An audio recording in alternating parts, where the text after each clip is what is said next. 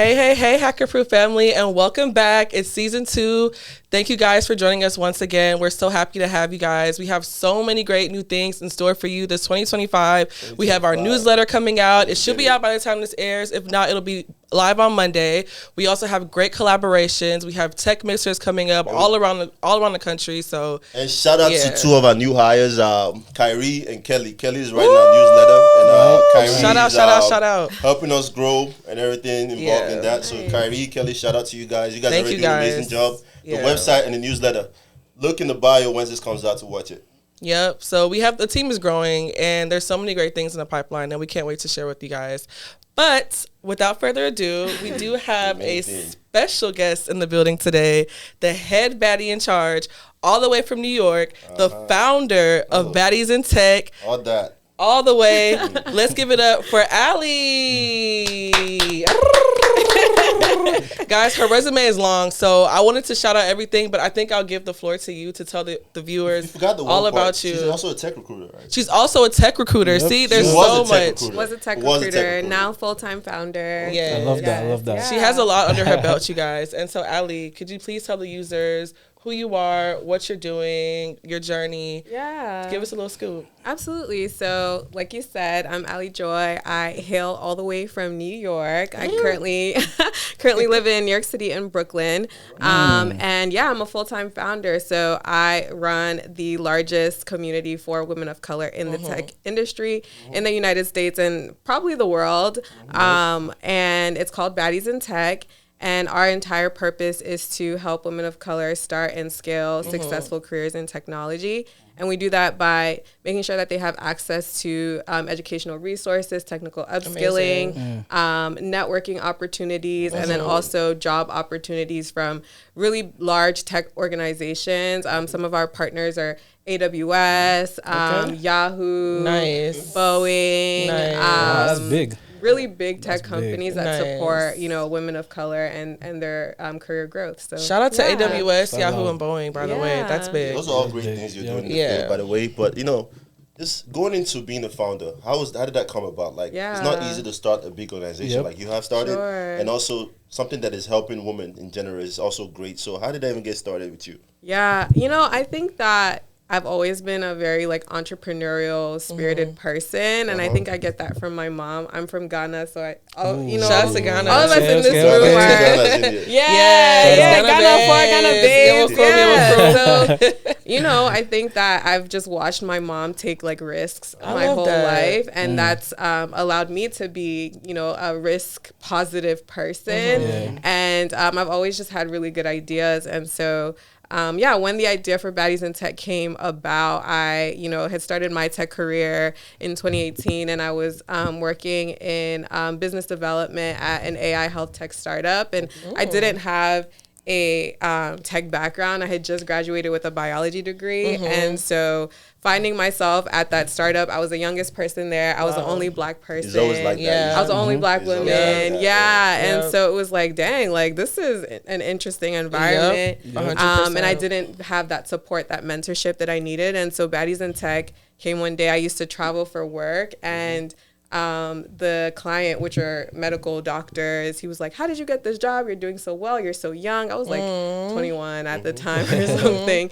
And I was feeling myself because he was complimenting my professional vibes. And then also, I was actually my 22nd birthday, so I was also feeling myself as a baddie. You know what I mean? So I took a selfie and I it just popped in my head hashtag Baddies in Tech, and I clicked the hashtag and I saw no one had ever used it before, and I was like, wow, this is cool. I was like, this really describes me as both a woman and as a professional. I feel like it should be a thing, and I thought it could be a way for me to build my network and find other women who were in similar space. And so kind of started working on it just as a passion project, and a few months later launched it as an Instagram community. That's how it usually starts. Yeah. That's how and we then started,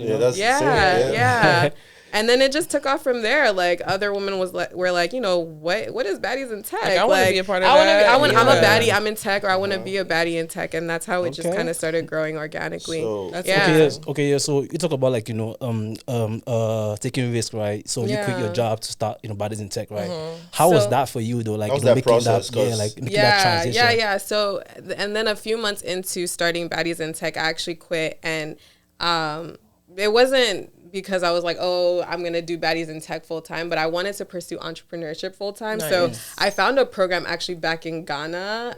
It was like a tech entrepreneurship program.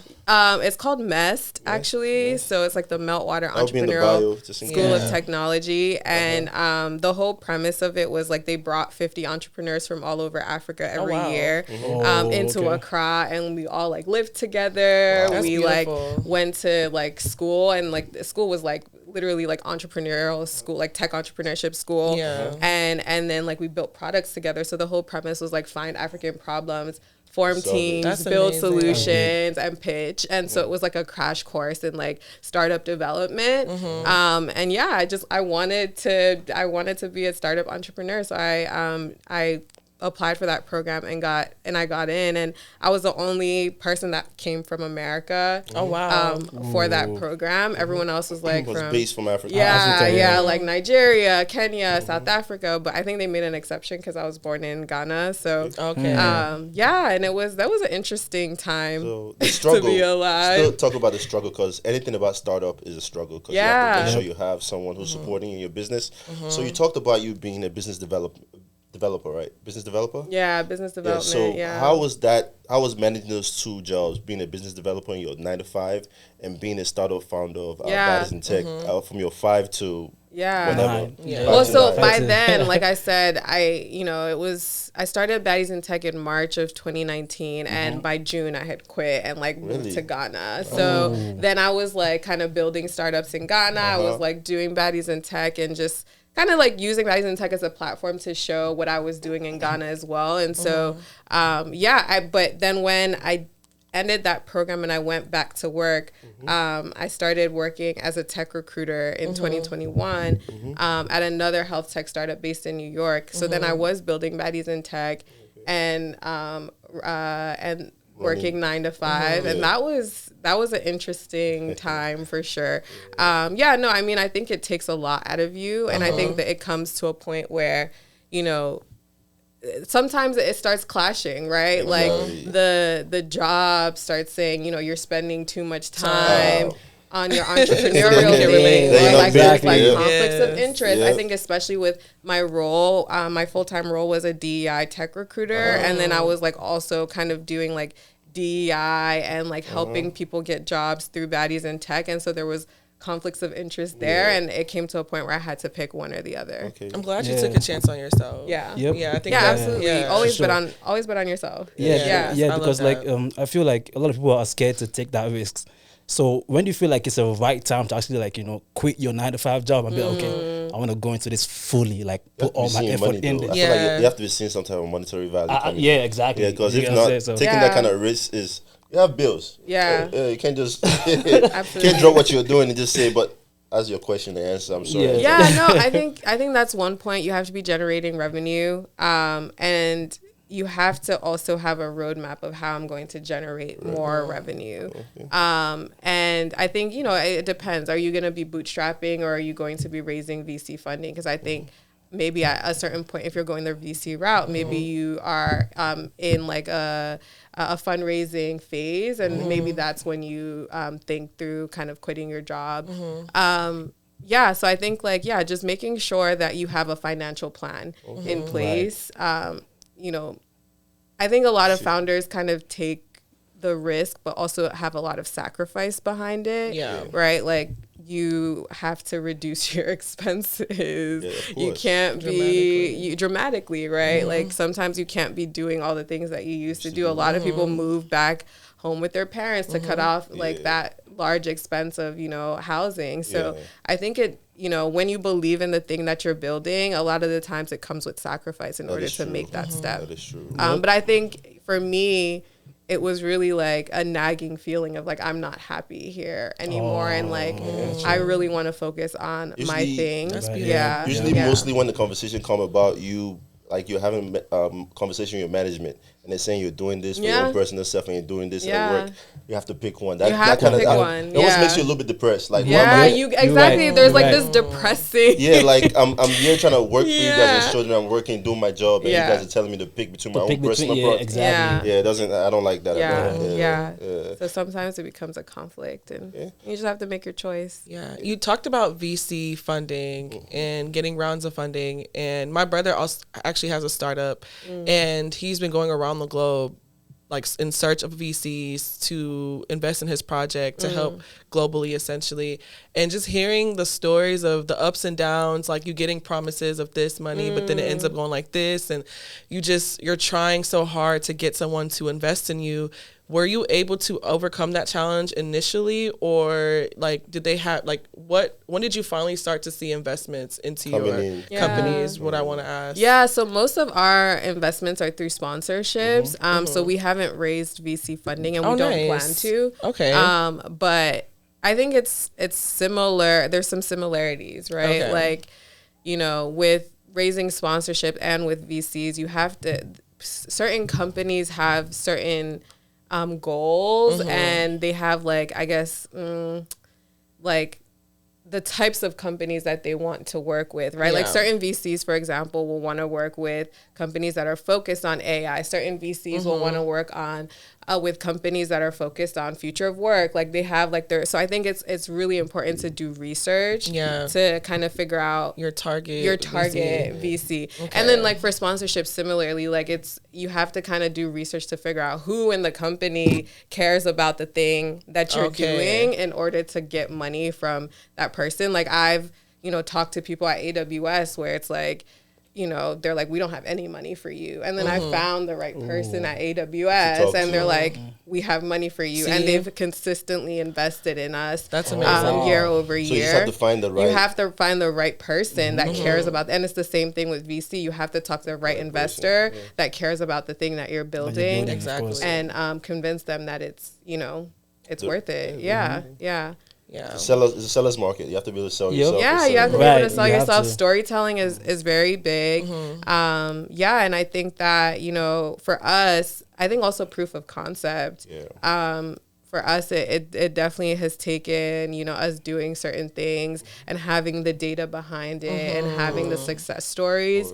And I think now it's becoming easier and easier to get the funding that we need. So is it a transactional, of course it's a transactional relationship, or is it just angel investing? Like they just want to help women of color. They just want to invest in those type of orgs, or are they looking for you to provide them with X, Y, and Z for them to invest in? You might not be able to go into full details, but maybe some contractual. Just for anyone that's it's a little bit of both in general. Like, most of the time, how we approach kind of sponsorship, like fundraising, is we have an offer, right? Like we have this community, you want to get either employer brand visibility or you are looking to hire. So the hiring piece of things is like very valuable to tech companies because they're looking for talent at all times. And then between 2020 and 2024, a lot of it was like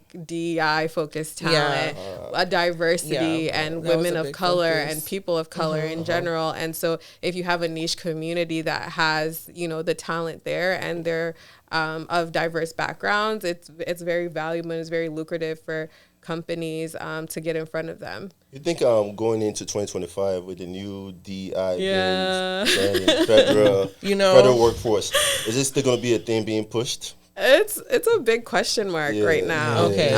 Fair enough though. It's very early, but there are companies that still stand behind. No, but on the federal level, I think it's something that is going away. On the federal level, yes. There's an organization called USDS in the federal government. That's it's the United States Digital Services, and it's all about like upskilling underrepresented people and like underserved communities in like digital skills. And like immediately, like there's a White House like a White House report that they've like renamed that organization, like reformed the entire like it doesn't exist. And I have friends that like work in that organization, and that organization actually like invested in BaddieCon last year, and we're going to invest more this year, and so that's like gone now. So for sure, like from a federal level, it's changing. It's going to trickle down too, because anything that comes from the federal level, companies starts to trickle down. Yeah, I mean, I think like private companies, like they're taking their stances. We're seeing certain companies like McDonald's. We've seen even like Amazon, even Ben and Jerry's is one. There's so many Walmart that have like done away with their DEI initiatives. And then there's some companies that are like, no, like go like fuck yourself. That's true. Like we're gonna keep going. Like Costco has done it. That's what I meant to say. Ben and Jerry's for those that support DEI. Yeah, Ben and Jerry's. There's a few other ones, and for us, like I think what we're seeing with our sponsors, investors, is that a lot of them it's evolving, right?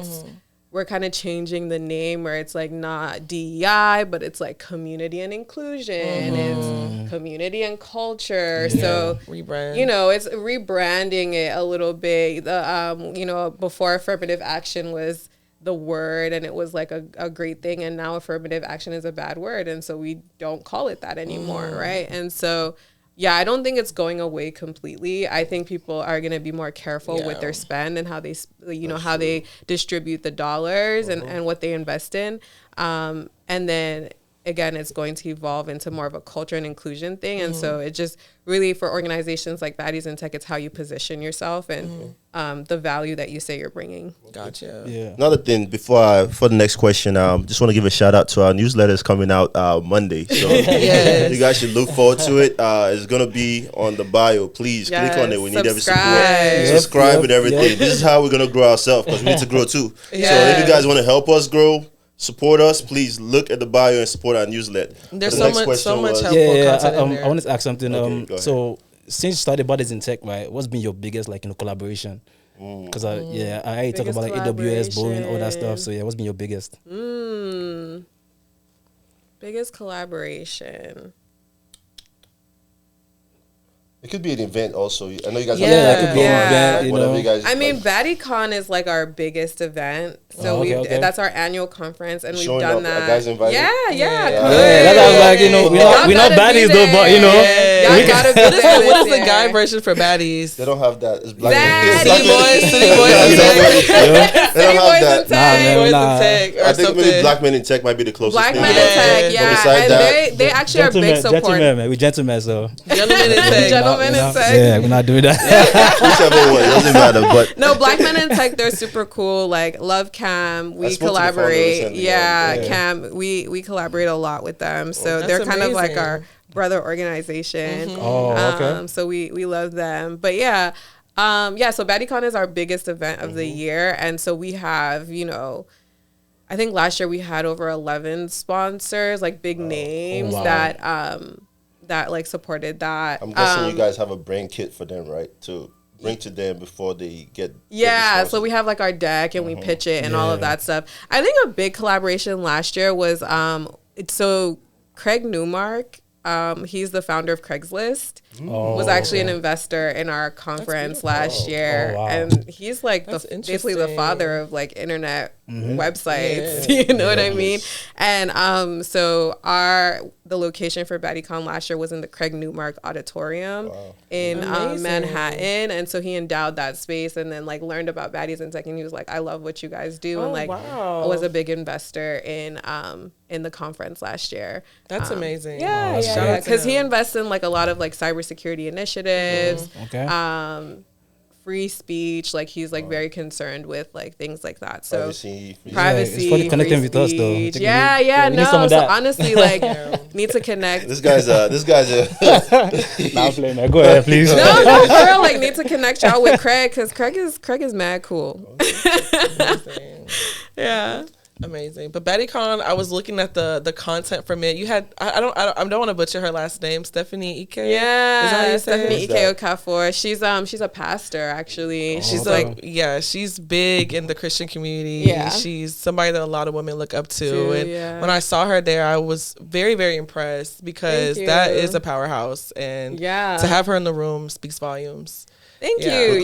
We'll come to Baddies and Tech BaddieCon this year and come do our own interview. 100%. Y'all should pull up. We'll talk about it. But I definitely want y'all there. Yeah, no, Stephanie Ike coming, that was like a dream come true for me because she's like my hero. Like, watch her all the time. And I pray, like, I think Baddies and Tech and BaddieCon has definitely been like a faith it till you make it type of thing. Like when I did the first BaddieCon, it was that's like everything in life. How did this even happen? Because we did not have the money to like host a conference like that, and it just was like definitely like steps of faith. And so when I did the second BaddieCon, I was praying through it, and for some reason like God was just like, you should have Stephanie come. And I was like, okay, this is weird, like a tech conference with a pastor as like a keynote speaker is very, very different. I know the women were happy. I know the girlies were happy. And I reached out and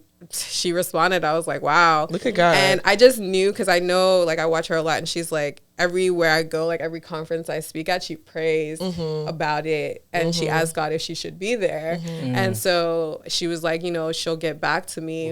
And so I knew she was praying about it. So I was praying to God. I was like, God, I know she's talking to you. Talk to her on my behalf. I love that. And so then, like, I didn't hear from her for a while, and then eventually she was like, like, I'm gonna come. Bless God. And she did our opening keynote, and it was like a prayer. It was beautiful. It was everything. When you walk, God will run. Absolutely.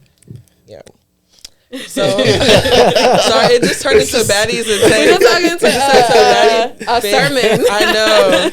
But amazing that's things big, you're doing man. with That's Baddies big. and Tech. Thank you. I guess the sky's the limit. So, what advice would you have for someone who's trying to be a founder and who's just starting up as a founder? Yeah, and is trying to build something for himself. What advice would you give that person? Yeah, I think the first thing is to not just jump in. I think you need to do user research. Exactly.